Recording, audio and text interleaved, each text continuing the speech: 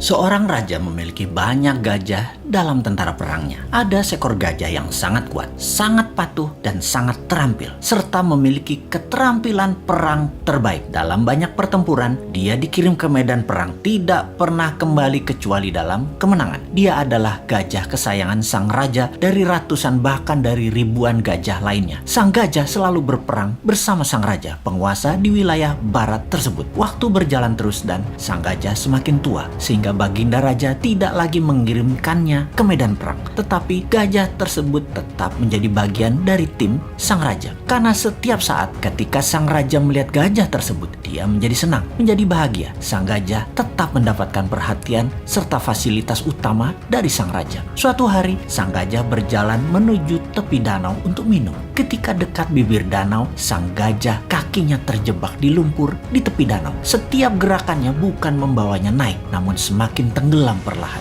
Dia terus berusaha, namun dia tetap tidak bisa mengangkat kakinya dari lumpur. Beberapa orang melihat usaha sang gajah dan tahu bahwa gajah tersebut dalam masalah besar dari nada suara teriakan belalainya. Dan berita ini pun tersebar cepat sampai akhirnya ke telinga sang raja. Semua orang panik karena tahu gajah ini kesayangan raja. Raja pun bergegas ke lokasi. Melihat gajah tadi terus tenggelam perlahan tanpa daya, sang raja memerintahkan semua orang di sekitar membantu mengangkat gajah tersebut. Mereka menggunakan berbagai cara untuk mengangkat gajah tersebut, namun tetap tidak bisa terangkat.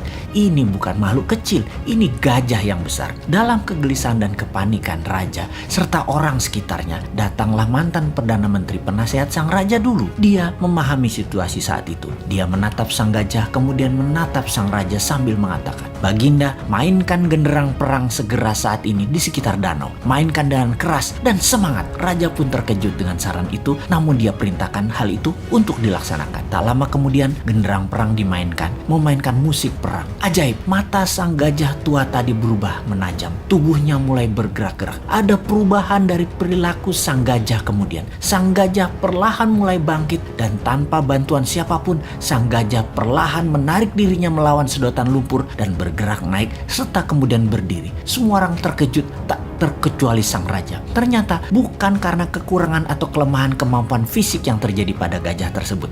Yang dibutuhkan hanya suntikan semangat dari dalam. Dan ketika hal itu didapati, semuanya terselesaikan masalah apapun yang dihadapi. Untuk mempertahankan semangat dalam diri, sangatlah perlu sahabat semua mempertahankan tujuan hidup ke depannya di dalam pikiran bawah sadar kita. Dan jangan pernah ada rasa kalah atau menyerah dalam diri kita. Sahabat, mengapa saya menceritakan hal ini? Di saat pandemi saat ini, di waktu yang berat seperti saat ini, di saat ketidakpastian menghadang di depan, kita semua harus terus menyuntikkan semangat di dalam diri serta orang-orang di sekeliling kita. Pastikan kita semua punya visi dan misi yang jelas, purpose of life, dan semangat yang besar tadi. Pastikan ada genderang perang selalu menyala dalam diri Anda. Kita harus terus bersemangat untuk selalu sehat, makan makanan yang bergizi, selalu bersama orang yang membawa diri kita ke atas, penuh cinta dan penuh tawa. Pastikan kita berhenti menyalahkan keadaan seperti ini. Juga pastikan masalah yang terjadi saat ini yang memperlakukan kita negatif seperti saat ini tidak perlu ditakuti. Banyak hal indah dan besar terjadi di sekeliling kita. Ada solusi atas apapun masalah yang terjadi saat ini. New Mind salah satu solusinya. Dan